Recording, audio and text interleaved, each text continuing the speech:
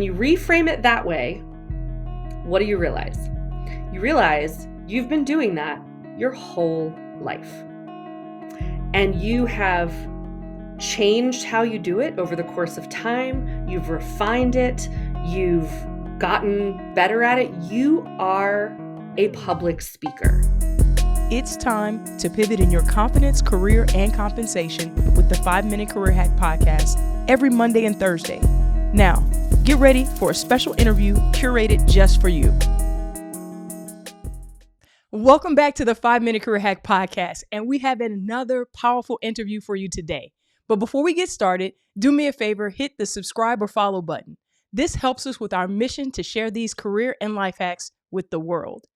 We like to get straight to it, no fluff, all action, and today's guest, Betty Rhoades, uses her 2 decades of experience in law, government, and nonprofits to serve people who want to speak confidently and convincingly to make big things happen. She has spent over 17 years serving military-connected communities. Her mission is working with people to influence positive change by speaking up and speaking out. Welcome to the podcast, Betty. How are you doing today? I'm doing great. Thank you so much for having me. I am really excited about this conversation today. Excellent. Well, let's dive right into it. One of the first questions I have for you is you have a savvy speaking system. Can you walk us through that savvy speaking system? Absolutely. So public speaking is something that really strikes fear in the hearts of even some of the most seasoned professionals. So when I started thinking about how to break down some of those fears and anxieties, I came up with this system. And what it does is it tackles the 3 big buckets of things that can cause us to be nervous or afraid when it comes to communicating with other people. So the first of those buckets is the physical. So this is kind of the low-hanging fruit, right? So this is about getting comfortable with your physical environment, whether that is in person or virtual, or whether that is on a big stage in front of thousands of people, or whether it's in a meeting or a networking event. So it's all about finding ways to get comfortable with your surroundings and then use that comfort to project confidence and really have your message come across. And there are some tips and tricks that you can also use to make your virtual environment more inviting and comfortable. So things like centering your body in the frame, just like we are doing here, lighting, sound, all of those things. So first bucket, tackling the physical. Then we move into what I call the social. And this is all about who is your audience? Who are you going to be speaking to, whether it's one person or 1,000 people? So it's all about taking steps to research as much as possible who's going to be in the room, what's important to them, what do they need to hear. And this one is really critical because public speaking, regardless of how you define that, the more we center it less around ourselves and more about the audience that we are there to serve, that's where really the magic happens. And that's when you're going to find some of these fears and anxieties kind of falling by the wayside because it's not about you. It's not about us as speakers. It's about our audience. So really feeling comfortable with that social component, that is step 2 of the savvy speaking system. And then step 3, this is the toughest. This is where we're probably going to spend the most of our time. This is the emotional, right? This is the 6 inches in between our ears. And often that is the space that keeps people from really achieving what they can achieve in public speaking. And so where we spend time here on this part of the system is really about mindset. It's about how you talk to yourself.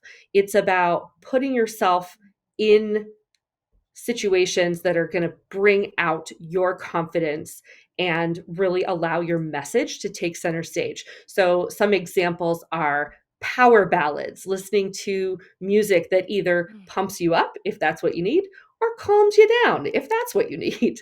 Finding those ways to center yourself, striking a power pose. We're going to talk a little bit about superpowers and superheroes during this conversation. So even putting yourself in the physical stance of a superhero can really help with mindset shifting. So tackling the physical, the social, and the emotional is what the Savvy Speaking System is all about. Well, you said a good bit there, and I know we're going to break some of this down, but I think one of the things that resonated with me, it kind of leads me to my next question, is that part you said about like taking yourself out of the equation. It's not about you, right? It's not about you. Whatever platform you're on, whether that's in the workplace, whether you're a public speaker, podcaster, even, it's not about us. It's not about the person speaking. It's really about the audience and removing yourself from the equation. I thought that was so powerful. So, for someone who's looking to take their public speaking to the next level, and we're going to get into those three buckets a little bit more. Let's say the workplace or on stages, like how do you take it to the next level, influence and impact people in a very impactful, unique way, one that's your own? What's the advice you would give as a coach? So I think one of the first things that I would tell people is there are people out in the world who need to hear what you have to say. That I think is a really important thing to wrap your head around when you're looking to kind of level up in this area. I can't tell you how many people I've heard say things like, "Well, nobody cares what I have to say," Mm, or I'm not interesting enough. What would I possibly talk about? And those are all very limiting beliefs. right. And think about all the people who've influenced you in your life. Why can't you be that for someone else? Why can't you be that impactful person for someone else? And just putting yourself in those shoes, it's a little uncomfortable anytime you put on a new pair of shoes, but getting comfort the more that you wear them is key. So I would say just keep coming back to it and make it a regular practice, stepping up for opportunities to share a message, putting yourself out there as someone who is willing to speak to other people in a variety of contexts, and just tell yourself over and over and over, however long and however many times you need to tell yourself before you believe it, that your message is important, and that even if there's just one person out in the world who needs to hear it, that's more than enough. That's incredible impact to change one person's life for the better. I think that's an amazing approach. And as you were saying that, I oftentimes really push myself personally when it comes to the not just even public speaking, but things that I just may need to say to the next person one on one. And understanding the gravity of it, I always try to remember examples, even as far back as when I was a young kid or in high school or in college, and I said something either to a friend or I played basketball to a teammate or whatever that might be that had a significant impact on their life. And if I had not said anything, if I had not done what I was supposed to do in that moment by speaking up, right? As your company says, by speaking up, the impact that it basically could not have had on their life. And so when Right. you think, I think sometimes when I think about it for me personally in that context, it really pushes me to just really get out whatever it is that I have to get out, whether it's on a stage, whether it's on a podcast. And I think that's so important to find those personal testimonies that you can go back to where you've already made an impact. And we all have, let's be honest, right? Yeah. We've all made an impact. I think that's awesome advice to that person looking to take their public speaking to the next level. So let's break down this physical environment that's the first step to the savvy speaking system. So physical environment has changed for us over the last 4 years, like at warp speed. I think we were already headed into a virtual space, but even what we're doing right now, you being on one end of the country and I'm on the other end, having an actual conversation that we can record and then load to a streaming platform and a video platform has accelerated times 100 in the last 4 years.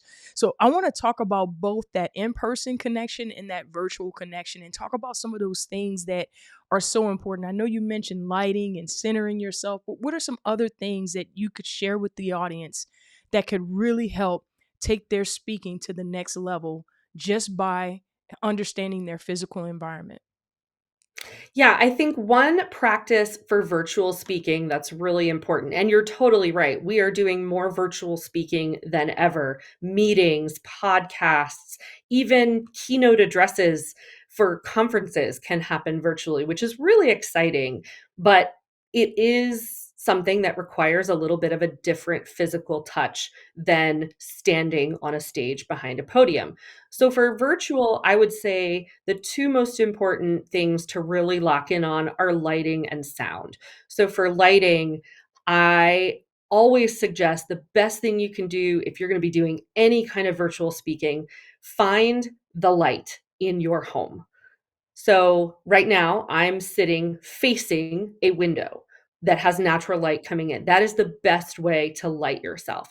But if that's not possible because you don't have a window or it just doesn't work with your setup, you can put a lampshade in front of you and kind of diffuse the light with some kind of translucent cloth or even parchment paper can work to diffuse light in a pinch. So play around with it. And the same thing with sound. Play around with different headphones, microphones, setups. And when you're going to be speaking, find out if you can what platform you're going to be Mm. using ahead of time. Test it out. Even better, record yourself using that platform and play it back. Are you getting ambient noise?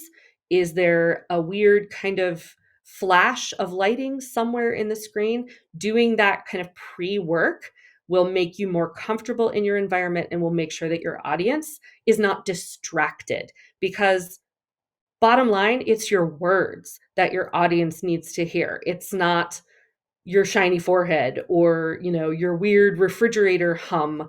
So making sure that you can kind of keep those distractions out is really, really critical for virtual speaking. And I am a big fan of balancing the need to be rehearsed with Hmm. being over practiced. But I do think when it comes to your physical environment, there really isn't so much of a thing as over practicing. The more comfortable you are, the better you'll be. I think that's such a good distinction between what you're actually going to say in your physical environment and a virtual space we're talking about right now. That if you can eliminate, and I've seen it happen to so many people, whether that was in my corporate life, when virtual was just starting to kind of take off back in the early 2010s, but I've also seen it in keynote addresses where things just go wrong, right? And there's still a chance that they could, but the more you can eliminate some of those technical sound, visual, audio issues, the better off you're going to be. And then you can actually focus on the audience, engaging them in what you're going to say. But if something goes wrong that could have been prevented, it really throws people off. And I've seen some of the top world's best, finest speakers totally be tripped up when they have an issue with the physical environment, right? So I think that's an incredible point. So I know we have some folks though that are in the workplace as well as on stages. So talk to me a little bit about the physical environment and what are some of the best practices there? Yeah. So I think this can be challenging because we don't always control the rooms that we're going to be asked to show up in. But what we can do is we can do as much research ahead of time as possible. So in your physical office, say, or in a space where you are a regular visitor, do your best to check out the different spaces, note anything that you notice about acoustics, about lighting, about space, as you're attending meetings or events where maybe you're not the speaker. Try to make a habit of noticing those things so that when you are asked to speak, you've got a little bit more knowledge and understanding of what you're being asked to do. Again, if possible, getting in ahead of time and doing a little practice is always a really good idea, especially if you are going to be speaking for, just more than a couple of minutes. It's always good to make sure you understand where you're going to be in the space in relation to everyone else. And it'll help you get more comfortable as well. You're going to want to, One example that I use is a networking event. So, networking is also public speaking. I define public speaking as anytime you are trying to communicate with somebody besides yourself. So, networking is one of my favorite kinds of public speaking. And so, we often, again, don't control the rooms that we're going to be going into for a networking event, but do a little digging ahead of time. Is it a restaurant or bar? Okay, well, then you're going to need to understand that you will need to bring a voice that's a little bit more projective. I don't even know if projective is a word, but I we're like gonna it. go I with like it. it. We're gonna go with it. So you'll understand more how you have to project in that kind of a space where there's going to be a lot of background action Hmm. versus something that's a little bit more intimate. So, just that ahead of time research, and if possible, stepping into that space physically before your actual speaking engagement or event, it goes a long way towards calming that anxiety and helping you feel prepared. And everyone's level of preparation is going to be slightly different based on their comfort levels, but I am a huge fan of doing the research ahead of time and then, if possible, asking questions if you have information that you can't find on your own. I think those are incredible points. I coach basketball too at the high school level, and during the summer as well. We're just kicking off our travel season here shortly. And one of the things that we often find ourselves experiencing during the summer is we might end up playing in Jerry's World, as I like to call it, AT&T Stadium, for example, where they'll place, 20 courts on the field, 20 Mhm. basketball courts on the field. And obviously this stadium is huge. It's not designed for really playing basketball in, right? So your eye depth perception now is totally different than it would be in a regular gym that you're used to playing in. And so it's an adjustment, that physical space adjustment, right? So the earlier we can get in the gym, the more time we have to just even walk around and just get accustomed to the color of the seats in the background that are not full, right? And then get that depth perception right from the basketball goal to the court and the height and all that good stuff. So we might spend an extra 45 minutes just in the gym becoming aware and adjusted to our surroundings. And that's what I immediately thought of when you were talking about when you're in a physical space. The more time you can be there and get comfortable, the better off you're going to be. So I love that. I love that piece of advice. That's huge. Yeah. And I would follow up all of that. And you made a really good point about this before, is that things are going to go wrong, especially in these physical environments that we don't always have control over. Even in a virtual environment, I don't control the Wi-Fi. I don't control whether Verizon is going to be working well one day versus the next. So give yourself grace. Understand that even the most accomplished speakers have technical difficulties, and it stinks. It's no fun. Mm. But again, people are there because they want to hear what you have to say. It is less about perfection on any account than it is about just making those connections between you and your audience. And you can still do that even if you have a technical glitch. Right. And I think that's the perfect segue to the second part of the savvy speaking system. How do you remove yourself from the equation? And I mean, we're self centered human beings. We are designed to actually be, it's the way we survive. If we're not thinking about ourselves, we don't survive. So it's a part of our human nature. However, how do you remove those thoughts? How do you remove yourself from that speaking engagement? How do you remove yourself from the equation?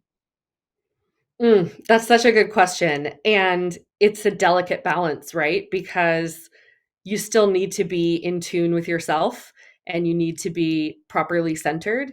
But there is that thing that we do where we assume that everyone else is thinking about us as much as we're thinking about us.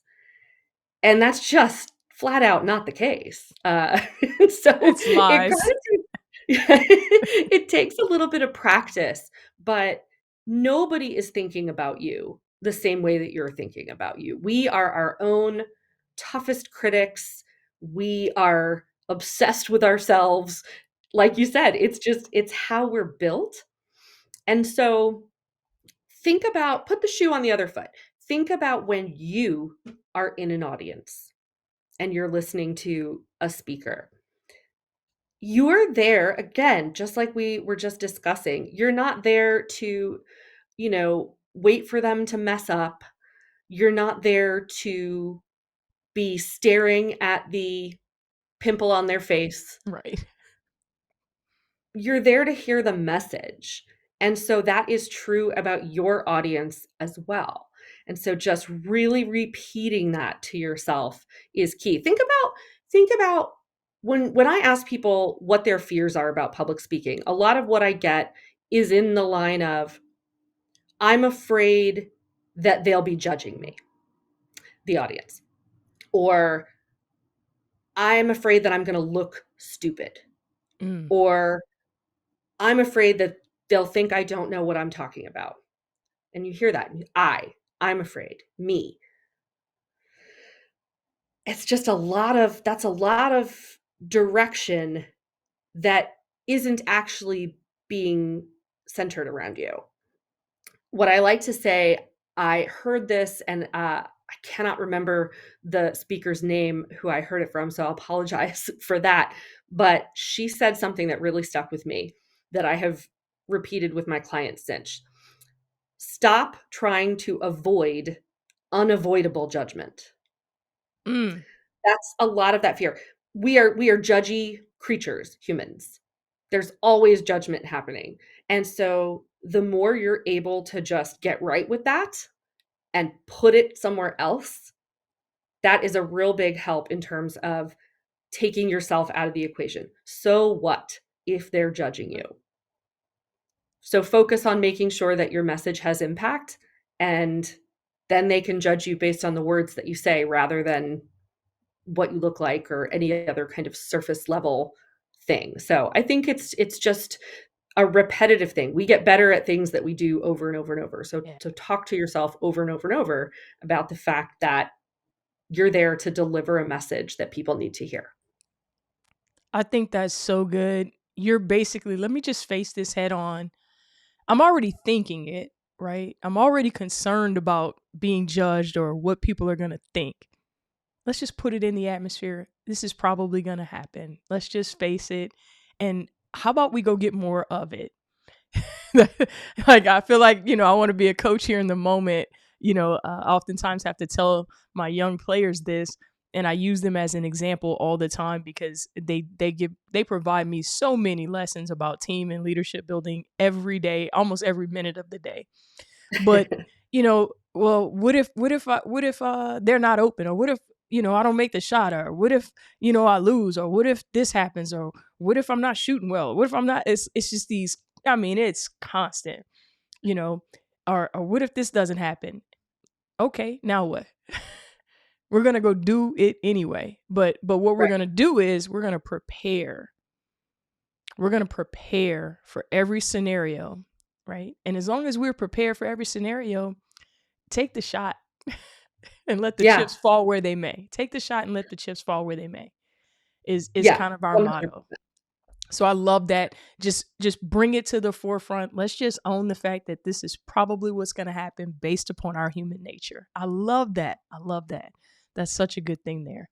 So I want to ask a more specific question about the what, as far as the what you're talking about. And I know we're not specific on a actual keynote or actual public speaking address or what you might be doing in the workplace audience, but I believe we can have a general conversation about the what and what you think from weaving your content and you as a person together in front of the audience. What are some best practices that you can offer up there of how to bring yourself and the content together for this incredible presentation that the audience is about to give next?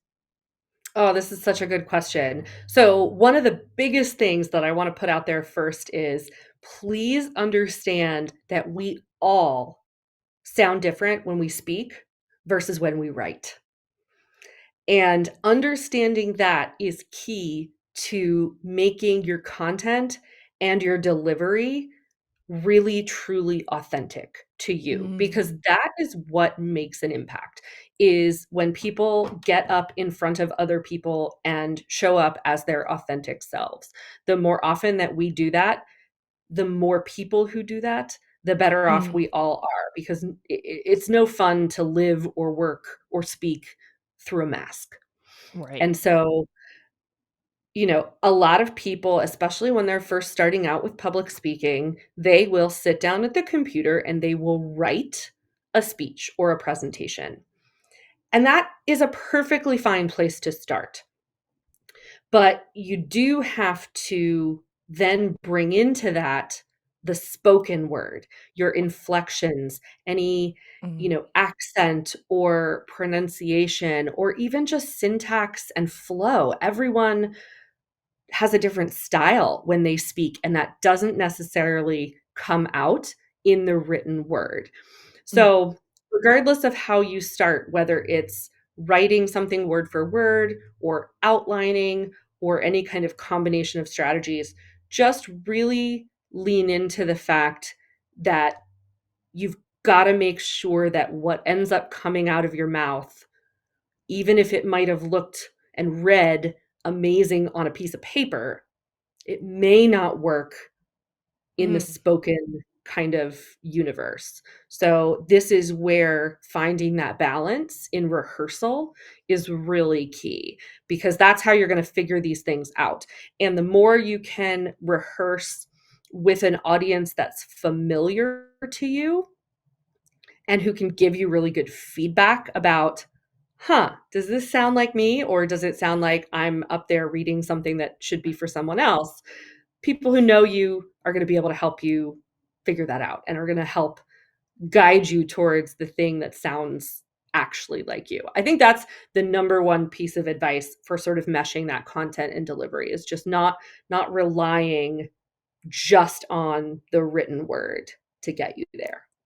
Right. So let me ask you this. What's your go-to method for your keynotes? I'm curious. I'm learning here too. Well, I'm a big fan of outlining. So I will usually come up with an idea, or I'll have kind of a spark of inspiration. So, for instance, I have a keynote about finding your superpower. Well, that came out because I'm a Wonder Woman cosplayer. I dress up as Wonder Woman and go to Comic Cons and nerd out with my fellow fans. And in the context of kind of confidence in public speaking, I started thinking about, well, gosh, every superhero has an origin story and a reason why they have the superpower that they do. And that's true for us mere mortals as well. So let's dive into how we can bring that to the forefront. So I'll usually start with an idea, and then I'll go into an outline. And I will tell you, ChatGPT is a really great thought partner when it comes to this stuff. Does ChatGPT write my keynotes? No. Absolutely not. Right. Right. Like, Right. no, not even a little bit. But what it does do is it helps take an idea that's maybe like partially formed and give it some structure. Right. And then what I can do is I can go through that structure and say, okay, maybe this flow makes sense. I can switch this thing to that thing over here. And then the details, the meat, the real good stuff, that's the stuff that comes from me. And I will usually start with some written word, and I'll play around with some language, but there are many, many, and when I say I mean like dozens of Hmm. iterations for keynotes that I put together. Other kinds of speaking maybe doesn't take as much Right. back and forth, but that's usually how I start: is idea, then outline, then kind of play around with structure, and ultimately get to a place where you can really fill in the details. Right. That's good. That's good. So outline, use Chat GPT for some structure, and then multiple iterations. And then I also heard you mention involve people that can help give you some good, honest feedback about you, how you're delivering, and the content, I would assume, right? Yes, absolutely, and you can do that live, or you can do that recording. Um, I am very much anti practice in the mirror, because the mirror is, first of all, that's you, that's Yeah. not your audience. So you kind of get into that very like self-centered place, and you start looking at yourself and saying, oh well, that wrinkle's real bad, or now why am I breaking out today right before the thing, and you end up not really focusing on your message. It focuses on these very superficial things that end of the day do not matter, but you can record yourself and then share that with people you trust, so that it's not just you parroting you.